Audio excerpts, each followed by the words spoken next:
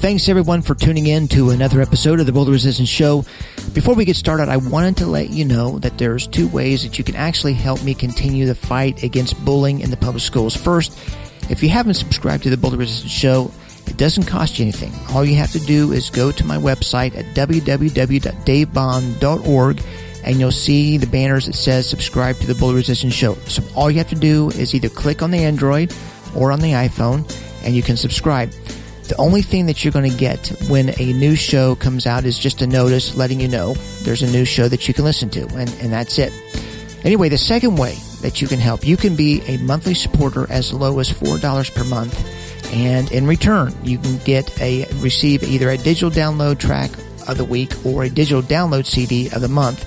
At least this way, you feel like you're just not giving money away. You're at least getting something in return.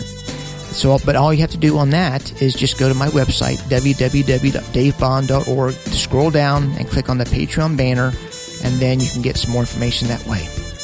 The Bully Resistance Show is brought to you by Parkersburg Jiu Jitsu, a Pedro Sauer affiliated located in Vienna, West Virginia. For more information, go to parkersburgbjj.com, or you can call 740-591-2706. So you can either go to the website, or you can actually call the number, like I said, 740-591-2706. And if you mention the Bully Resistance Show, you can receive 2 free week training in self-defense and also a private lesson with an instructor. Of course, restrictions do apply. We don't want a family of 15 coming in there and expect, 15 private lessons.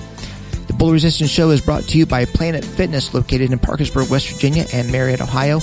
They strive to create a workout environment where everyone feels accepted and respected, wouldn't you? But anyway, that's why Planet Fitness in Parkersburg and Marietta, they take care to make sure their club is clean and welcoming and their staff is friendly. I mean, I know that by experience because I was a member there. But anyway, whether you're a first-time gym user or a fitness veteran, you'll always have a home in their judgment-free zone. So with no further ado, sit back and enjoy the next Bully Resistant Show.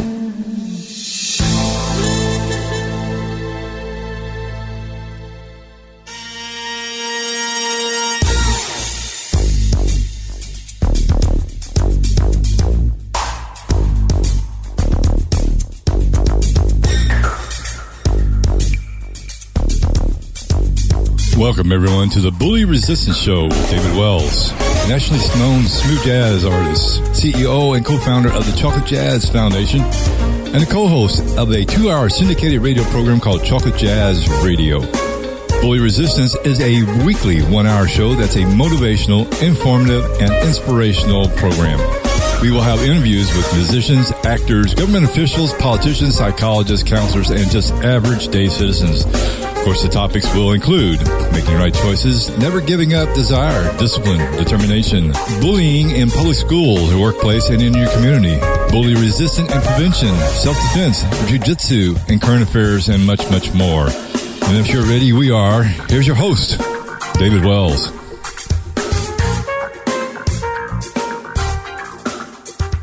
I want to thank everyone for tuning in to another episode of the Bully Resistance Show with David Wells. My name is David, and today we have a special guest that was born and raised in Rio de Janeiro, Brazil. He graduated from college with a degree in economics and business administration. He was a successful stockholder in Brazil. He is an 8th degree Brazilian Jiu-Jitsu coral belt and a former student of the legendary Rickson Gracie. Also, he's one of the pioneers that came to America and helped start Jiu-Jitsu in the States.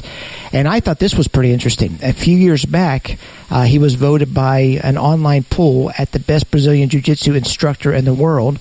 And over the last, 2 years, I've actually heard that several times. So at this time, I want to introduce Professor Sauer on the Bully Resistance Show. Professor, thanks so much for coming on the show. Hey, my pleasure, man. Thank you very much. I appreciate everybody who's listening. Thank you. Thank you, man. As I mentioned through the Facebook, I train at one of your affiliates in Parkersburg, West Virginia, and with Mike Stump and Jason Campbell, and which, by the way, about a month or two ago, we actually broke over 100 students, which I thought was pretty incredible, just because we're just in such a small town. But I thought that was an awesome thing. But both of them have gone on about you and your instructors, how awesome you guys are and how well detailed and personable you are. So I thought that was a pretty good thing to hear. I have to ask this, Professor. For you to get your degree in economics and as a successful stockholder in Brazil, I really want to know either what your wife or your parents thought when you decided to quit your job as a stockholder. Okay. Well, first of all, let me clarify that when I was a kid, I did a college. I did 2 college, and I did like economics. Okay. And I did like business administration. Okay. And I did not finish those college. Okay. Due to the courses that I was doing to the stock market. Okay. I was forced to do many courses to kind of upgrade my skills on the auctions and future commodities. So every time that I was doing those courses, I was kind of getting like a promotion and getting a better position. So what I did, it is for many years, I studied 8 years of college, but I did not finish. It was not finished. I didn't finish it. I didn't graduate. So that's why I want to make clear this. Right. Because, I have 12 other courses that I did, and very important, like related to Harvard University of Brazil. Oh. But I was due to like an open market, financial accounts, and how about stock market. And I done this together with Jiu Jitsu. I never stopped one or the other one. I was together. And what happened in Brazil is that in the late 80s, it was a new president that came to the country, and the country was going for a horrible financial crisis. And he decided to freeze the economy. And when he froze the economy, I was forced to, because the stock market just stopped it. Okay. Imagine your entire bank system got completely frozen. Wow. So that means the stock market opened, but nobody had money on the bank to buy stocks. So it was a major things that they done to stop it, this kind of the inflation. Right. So that's when I found myself in a blink, like, man, what am I going to do? The stock market is not open anymore. So for a month, there was no transaction in the stock market whatsoever. Okay. So what I did, I had a doctor who was a heart surgeon, and he asked me to teach him private class. Okay. And that's how I started. I started teaching martial arts, pretty much almost like Grandmaster Pedro Gracie, who somebody asked him, to teach. I got him. That's the same thing. So I didn't choose to quit stock market. I was basically forced to quit stock market. So how long were you teaching jiu-jitsu before you came to America then? I started teaching jiu-jitsu in 1988, and I came to America in 1999. So I taught about 1.5 years. That's what I taught in Brazil.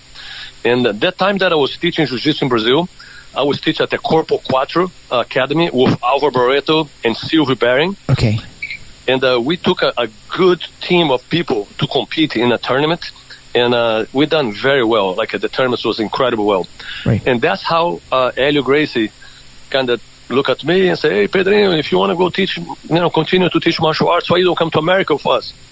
And that's how I that's how I ended up in America, pretty much. Okay, so did your parents take that well, or were you married at the time and had kids, or was it just... I was married. I was 32 years old. I had 2 kids, and what I did, I came to America first by myself, and for 6 months I leave Rickson's garage with Helio. I share pretty much my life there with sharing the garage, and me, Helio, and Limão, we shared the garage. And I was there for about 6 months. And after that, my ex-wife, she came to America with my 2 kids. Okay. And we moved to Utah to start over again. Utah? Yep, Salt Lake City, Utah. I moved to Provo. Oh, my goodness. Well, let me ask you this. Before we go any further, just for our listeners and those that don't know much about jiu-jitsu, tell us in your own words, and especially as you being one of the pioneers that helped grow jiu-jitsu in America, what is jiu-jitsu? Well, jiu-jitsu is a very intelligent form of martial arts. It's a hand-to-hand combat, and it's something that you study when you have a complete understanding after you study the skeleton, the human skeleton. Right. we can start studying possibilities. You can start studying chances. You can start you study opportunities.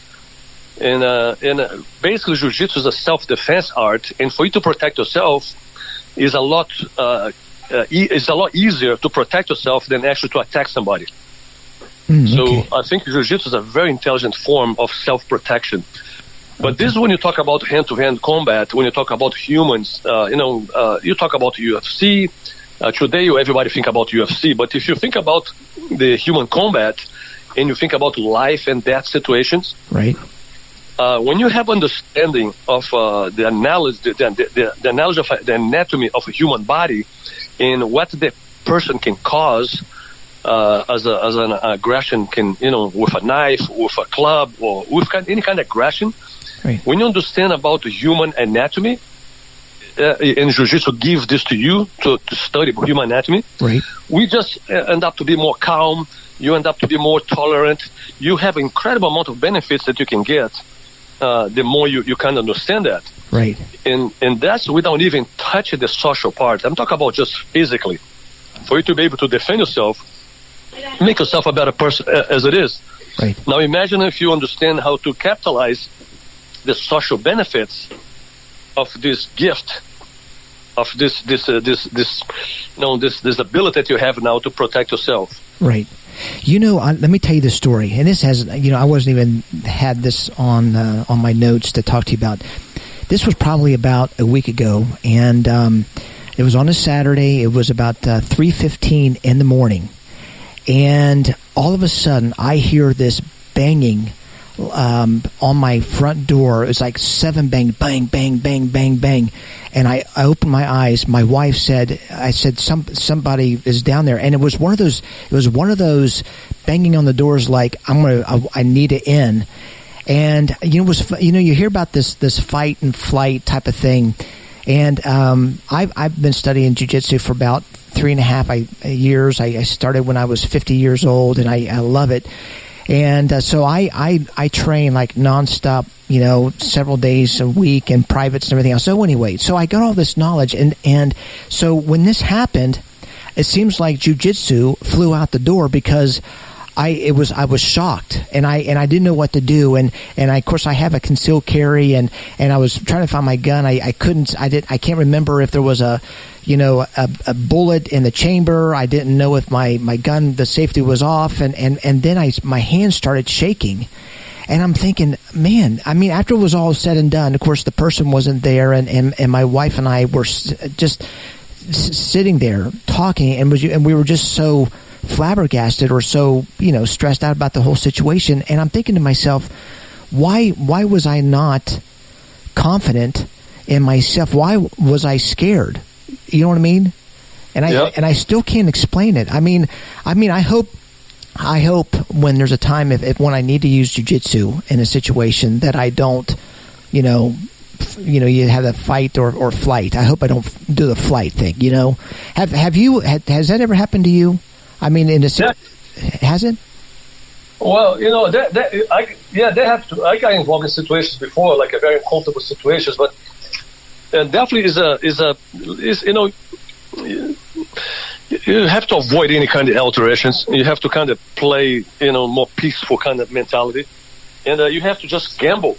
I think nobody's ready. We don't born ready. Right. We have that we prepare ourselves. Right. To deal with those situations. But the most important is to analyze and measure and see if it's worth it. Right. To actually do anything. Sometimes the most important is to avoid it. Right. That's where the really prize come from. You have to avoid it. Right. I want to mention this to you.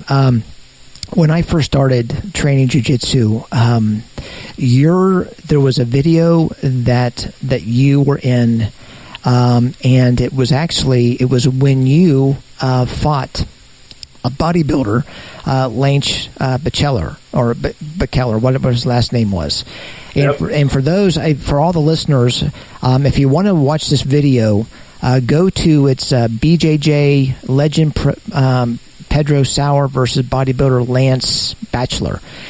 Can you tell me, here's a situation that's, similar not similar to mine, but it was still, you were still, you had a situation where you were going to go ahead and fight this guy who was a bodybuilder, and I don't know how much you weighed. I don't know the circumstances on the whole thing. I don't know. Can you tell us this whole scenario about how you felt before you fought, and just just a little bit more details about that whole video, because I was pretty amazed about the whole thing. Yeah, that was in the early days. It was 1994, and it was no preparation whatsoever. It was like, I prepared myself for 2 days. Wow. I got a phone call on a Monday night, and we fought on a Friday morning. So it was like a zero preparation. It was like a zero thought. And I talked to Helio, I talked to Rickson, I talked to Rorion. I kind of tried to protect myself because that's in the beginning of UFC. So basically, when the fight started putting together, when the thing started getting together, the idea was like, oh my goodness, this guy's a bodybuilder. He won several titles of bodybuilder. So over here in America, there's a lot of lawsuits. So you got to be very careful. You got to be careful of submission. So don't break his arm. The kind of things like this. Wow. That's what I had to talk before the fight. And of course, I was not there.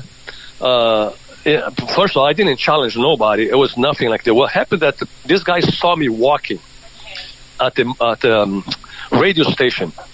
And I went there with a radio station with a friend of mine. His name is Lonnie Foster. And me and Lonnie went to this radio station. It was K-Bear 101. And we attended the radio station right after Roy's fight, the UFC 1. Okay. So they really wants to know about this fighting system, this Brazilian guy. So I would go there. I went there. And my English was really bad at the time, so I couldn't articulate myself very well. There was nothing that I was doing inappropriate or trying to challenge people. Zero. Nothing. Right. What happened is that this guy, he saw me walking. I was just walking, like a normal person walking on the radio station. And I believe that the commentators, the announcers, the people who was in the show, the show, the K-Bear 101. Right. What happened is they done some kind of comment. Oh, Lance, I think you can take this guy. Oh, I think this guy, So Lance basically thought that I was too small. And that was too skinny. He was at 250 pounds. That's what he used to say allegedly. Right. And I was 152. 152. 100 pounds. Wow. Yeah, pretty much 100 pounds. And what happened that, I got a phone call on a Monday night. I was in academy. I was training. I had this guy. His name was Derek Haney. Answered the phone. Hey, Pedro, got this guy here trying to fight you. He's ready to challenge you. And that's how it started. Oh, my gosh. Yep. Okay, go ahead. So after that, I called Rorion. And Rorion, told me about all this lawsuit idea. So what happened that we put the Rorion to actually negotiate with the radio station some kind of document, because the fight was transmitted live on the radio. Right. Yeah, and they charged some money for fees for people to come in. Oh my God. And the whole entire money was donated for some kind of cause that I don't even remember what it was. Sure. I didn't speak the English back at the time. So that's what happened. We just walked there, to this fight, and Lance was, I think he was just got sucked in. Later he told me that I was challenging his instructor. I heard this. Somebody told me that I was challenging his instructor, and he decided to, to honor his instructor, whatever, I guess. Right. But I was like, come on, man, if you don't fight, if you're a white belt, you have no business to be defending your instructor who's supposed to be a black belt. Let the instructor take care of this business. So that's how this thing started happening. And after that, he said he didn't tap. It was something about that. And the Lonnie was the referee of the fight. And Lonnie has to write an article for a magazine, for the Black Belt magazine. I have to challenge him again. Say, if you think that you won the fight, come back for a rematch. And he never did it. Never come back for a rematch. And actually, he come back to take classes. He took 1 month of classes in my school. Really? Yep. And after that, I spar with him when he came to visit. Mm-hmm. He walked in the academy. I was teaching at a Miss Marlowe gym in Salt Lake City. And Lance just walked in there with a couple other friends, and I paired up with him, and I tapped him 15 times in a friendly grab. You know? And he asked me, "Can you teach me that? Do you mind teaching me that?" And I assigned one of my students. His name was Simon Parson, and I assigned Simon Parson to teach Lance Bachelor. And he took a month of class, and after that he disappeared. Wow! And he would end up fighting another of my students. One of my students, his name was Ethan Andrews. Right. Fought Lance Bachelor too after my fight, and Ethan was a good boxer, just kind of annihilate him boxing wise, and just pretty much that's what happened. Professor, let me ask you this. Okay, you know, all these videos that I was watching, I mean, there was no gloves. I mean, It was bare knuckles. It was like kicking. It was like it was everything. I mean, were you calm at the time, or were you nervous in any way? I mean, how did you? I mean, that's when I've talked with a few MMA fighters, and they said the only reason why I'm getting nervous is because I can get hurt really bad. Mm-hmm. And so in this situation, were you in any way nervous about the whole thing, or were you so confident in your jiu-jitsu that you didn't have to worry? And I was not nervous at all. I was kind of.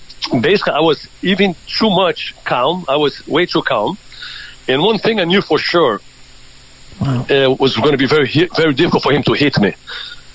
I knew that for sure because I saw that how big he was. Mm-hmm. And by the way, he was a wrestler too. Nobody ever talk about that, but he was a wrestler as a kid growing up. He did some college wrestling. See, I didn't know that.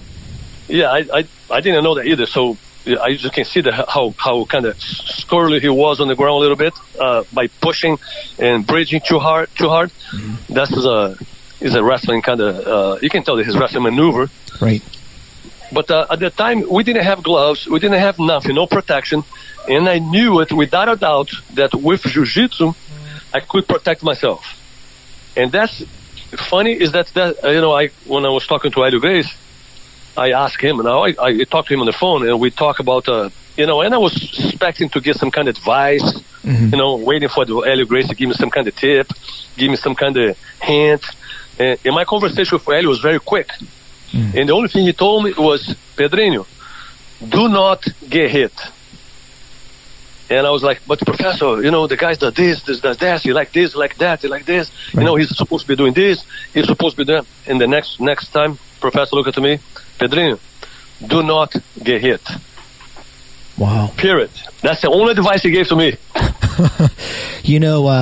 Just moving on real quick, as I was preparing for the interview, I honestly had no idea how big of an organization you have. And I saw where you have academies all over the country. For those that don't know much about Professor Pedro Sauer, if you can go to his website, you'll see all his affiliates and academies that he has, and it's just a huge list. I mean, you have affiliates in Las Vegas, Manchester, California, Florida, Alabama. I mean, you even have, I guess, affiliates in Australia, Korea, Canada, Iceland, Thailand. And my question to you is this: Did you have any idea that you would be so successful as a business owner or as an instructor? I mean, did you plan this, or did it just sort of happened? No, I didn't plan that at all. I honestly, this was happening. What happened that my wife always been a good part of this. She's always she helped me out a lot here in America. Right. I got divorced from my first wife many years ago, 25 years ago. And I've been together for my wife for the same time. Okay. And my wife, she's a very proper, she never saw a fight in her life. She likes to go to the bookstore. She likes to read. Right. Like a completely unaware of fighting. And I mean 100%. Never ever scream or got in any kind of alteration. And pretty soon she's dating this Brazilian jungle guy that does MMA, blah, blah, blah, all this kind of gossip. So my wife helped me out tremendously. Okay. And she was a big time. And the other part of a big help was Mike. That's the guy who's been running. He's been with me for more than 20 years. I've heard his Mike. Yeah, I've heard his name. Matter of fact, Jason and Mike actually mentions Mike's name several times through class, which I thought was pretty interesting. Yeah, he's a great guy. You know, he's always been a computer guy, very quiet, proper, you know, by the book, the guy who's very clean. And he kind of team up pretty much. We just team up. Michael's a brand new white belt when I met him.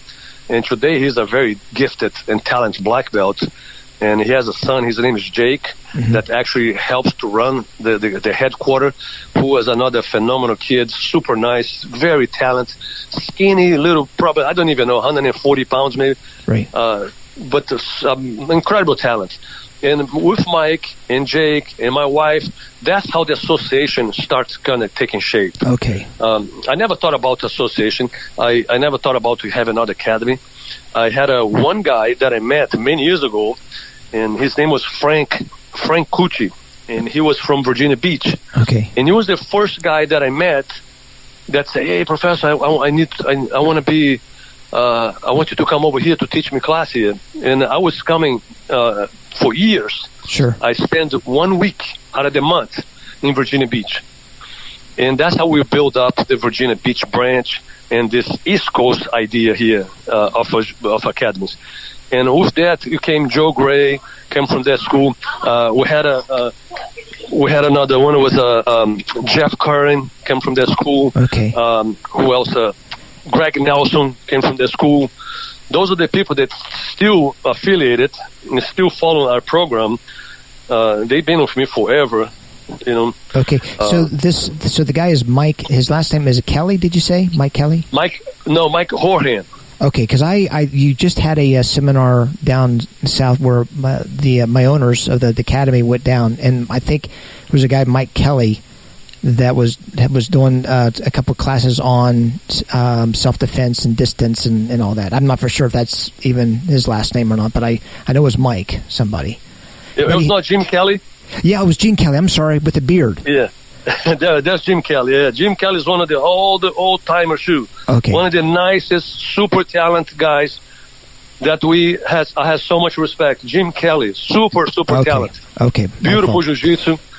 Right. Army guy, always been help out to the U.S. military guys. Okay. Man, we got so much thankful for this guy. Yeah, he was awesome on the videos. You know, Professor, I'm not for sure if you know, but I've been a full-time jazz artist, traveling full-time for maybe 20 years, and I've released 16 CDs, and about 7 years ago, I started a 501c3 foundation, and our mission is to fight against bullying in the public schools. And I want to go back now and talk about you growing up in Brazil. What was it like going to school and growing up in Brazil? I mean, did you get bullied, or did you see anyone get bullied? I mean, can you remember? Yeah, we it was a lot of bullying, and what happened that you have to take care of yourselves. Basically, when you're bullied, it's like this. You have to take care of yourself on your own. Like it's no other way, because we got to think about this. We have brothers. You know, sometimes I'm thinking about myself. Sure. I was never been a bully ever, but I could not take crap from nobody. Sure. Because when I come home, I have to face my older brother. So the reason the in Brazil, when you're younger, growing up, it was a lot of bullying. There was a lot of verbal bullying. And people have to get over and just cope that and learn how to protect themselves. Right. And majority of the people, that's what they done it. That's what we did it. And Jiu-Jitsu, especially the Gracie Jiu-Jitsu, to the Helio Gracie branch, to the Helio Gracie philosophy. Right. That's what's completely changed the map of the bullying. You know, Professor, not to interrupt you, I really I'm online a lot, and I do a lot of studying, and I mentioned this on the last maybe couple of my podcasts, and 85% of all the bullying that takes place, there's no intervention. And what I mean by that, parents aren't intervening like they should. The teachers aren't getting involved like they should. The principals, administration's not. And so I agree with you, is that, you know, if you're getting bullied, it's all about you. It's up to you if you're going to need to stop it or not. And that being said, so I missed this. How old were you when you started jiu-jitsu then? First time, I started martial arts as a little kid. I was pretty young. I used to do judo, I did capoeira, I did taekwondo. Okay. But after 14, 15 years old, that's the first time that I actually saw jiu-jitsu. Okay. And but as a kid, my sister, older sister, who was 10 years older than me, when she was like 20, she was dating a guy who was a jiu-jitsu practitioner under Helio Gracie. Okay. So he used to come to our house and show us some moves. You know, so that's how I kind of started. But my initiation started with Rickson. Okay. That was the first guy who actually got me to the academy, got me to appreciate jiu-jitsu. You talk about first day of class, I was raped. Literally, I got completely demolished by everybody in the academy, especially by little kids. And Hoyle was the one who kind of toyed with me. So, yeah, it was a hard initiation in the beginning. So if you talk about bullying, I know, Zach, I've been bullied before. And like I said, I'm not a guy who ever bullied nobody in my life. I never liked bullying. My mom was they have no tolerance for any kind of bullying. My mom was a super proper, by the book, respectful person. So Professor, yeah. So you were bullied then, right? I used to get bullied, but I used to take care of myself pretty good. Okay. Then let me ask you this: when you were bullied, did your mom ever know that you were bullied? Well, no, because she knew that I was I took care of my business. I was a pretty tough kid, right. Growing up, and I was a pretty wild kid too. So when I got bullied, my kind of, I used to be like an ADD, right. So I could kind of just very quickly take care of some issues too. So okay, yeah, I never suffer with bullying, but I have to fight against bully all the time. Let me ask you this. I know that you, of course, like you mentioned, you have a wife and kids. Now that your kids are they your daughters, or do you have a son, a daughter, or both? I have 5 daughters, biological daughters.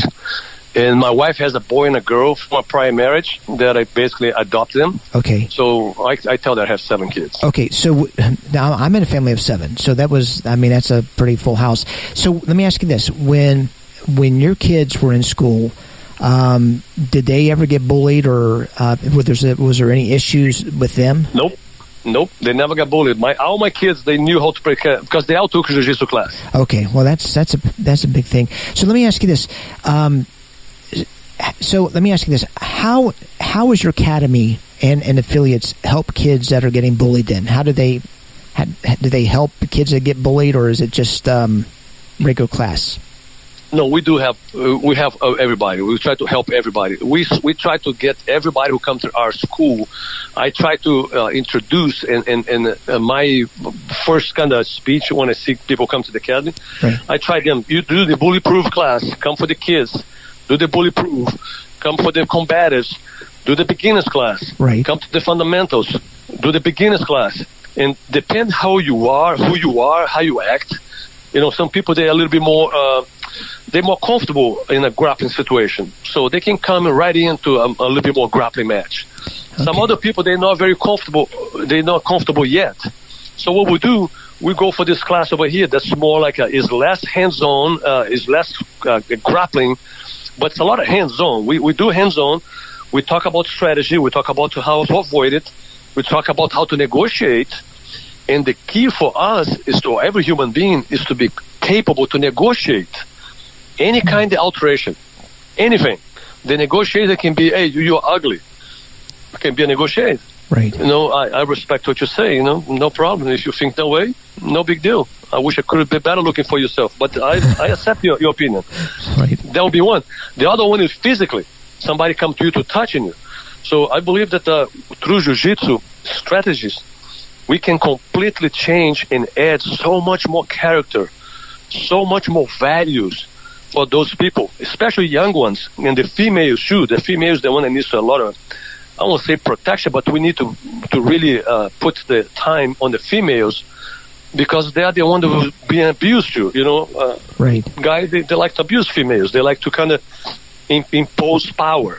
Sure. And I don't like this imposition of power in any form, any shape. Right. One of the things that I see a lot is that there's a lot of turnover in jiu-jitsu, and with academies like yourselves and affiliates like yourself, I can see that there's probably very less turnover than there would be with academies like more competitive academies. Do you feel that's true, or can you tell me why there's such a big turnover in jiu-jitsu? Well, in my opinion, the turnover in jiu-jitsu, it is a person who comes to class, and on the beginning, when you're learning, in your process of learning, you capitalize the moves, you absorb the moves. And what happens is that instead, when you come to class, instead you'll be able to exercise what you just learned. Right. You have somebody who's shutting you down every move that you do, and right after that, he tap you, make you say uncle. And imagine you just learning a new way to sweep somebody. When you try to sweep the guy make you say uncle. Right. Imagine you right now, you're trying to do a submission against your opponent, and when you try to do the submission, well, actually the guy counterattacking you and he submits you. And you're not prepared for that because you're still fresh. You're still pretty new. Right. So what happens is a lot of people, they get discouraged because it's almost like an anti-jiu-jitsu.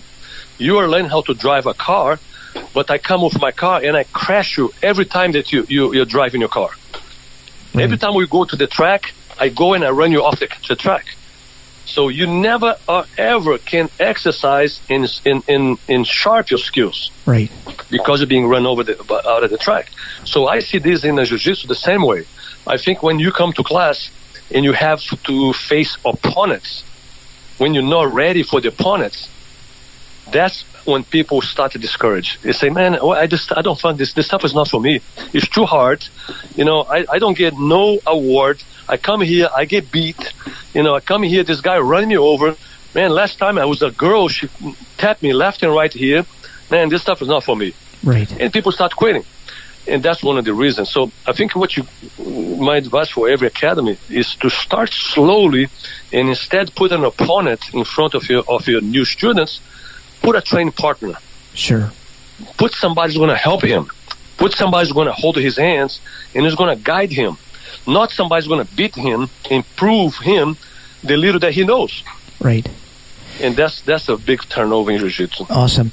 I know that with what I do, I know jiu-jitsu has helped me as a person, in my marriage, as a parent, in my career in music.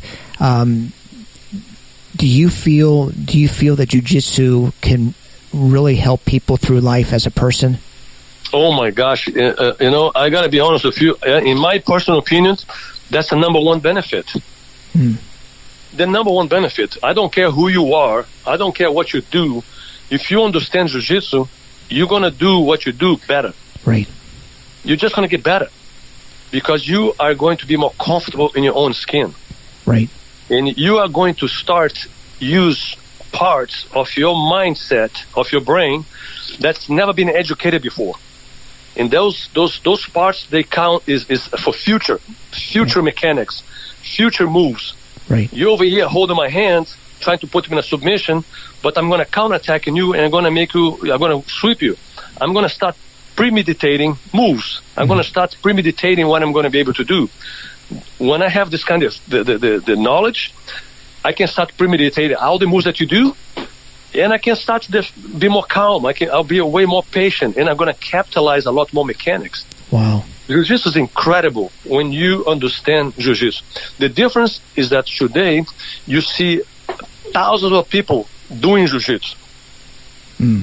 But the most important is for those people to understand Jiu-Jitsu, not just do it. Right. That's when you understand, is a difference. You are just a different person. You can utilize this in a social life because you understand the strategies of negotiation, and you're no longer afraid of negotiate. Right. Wow, that's so true. Professor, I want to go ahead and wrap up the interview, but before I do, there's a few questions that I ask, and it's just more of a entertaining type of thing, and you can answer just short answers, and then we'll just go ahead and wrap it up if that's all right with you. Of course. Well, okay. This was the first question. What's one word that best describes you? One word. You know what? This has nothing to do with this question. I have to tell you this. My the owner of the academy that I go to, like I said, at the Parkersburg Jiu Jitsu. He says, once you talk with him or meet him, you're going to have a man crush. And I'm thinking, golly. So anyway, what was funny is that I was actually getting pictures ready for, social media to go ahead and start promoting it. And there was this one picture that you were in a dark sports jacket, a white dress shirt, and you look so distinguished. I mean, you're a good-looking guy. Thanks, sir. Yeah, I just, and I want you to know I'm confident in myself. I feel like I'm a good-looking guy too. But But anyway. So what's one word that best describes you?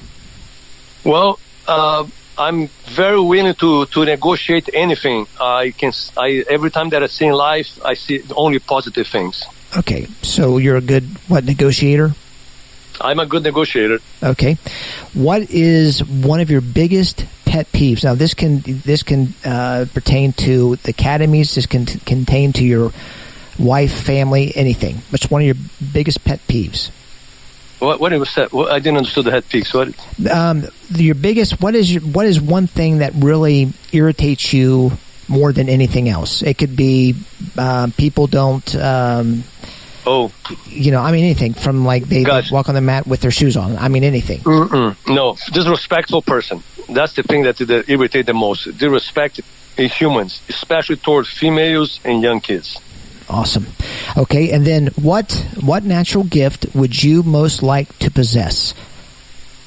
Natural gift? Yeah, besides jiu-jitsu. Of course, that's, could be music, art. What's one gift that you would like to possess?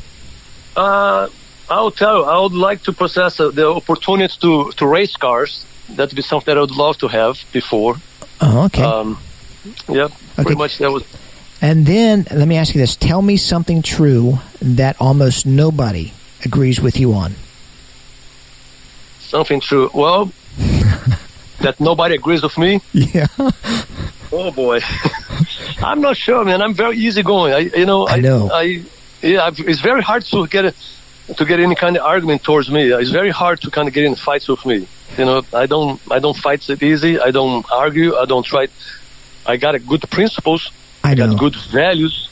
You know what? And let me tell you this. I can sense that. I mean, I can sense that. When you have people like Jason and Mike that talk so highly of somebody, and they probably met you maybe a few times, and that says a lot. I mean, and I think that your leadership and your characteristics actually fall through all your black belts, and that's probably one of the reasons why you're growing, and that's one of the reasons why you're so successful and financially sound. And I think that's an awesome thing. But anyway, Professor, can you tell me your website or your Facebook page so people can actually get more information about you?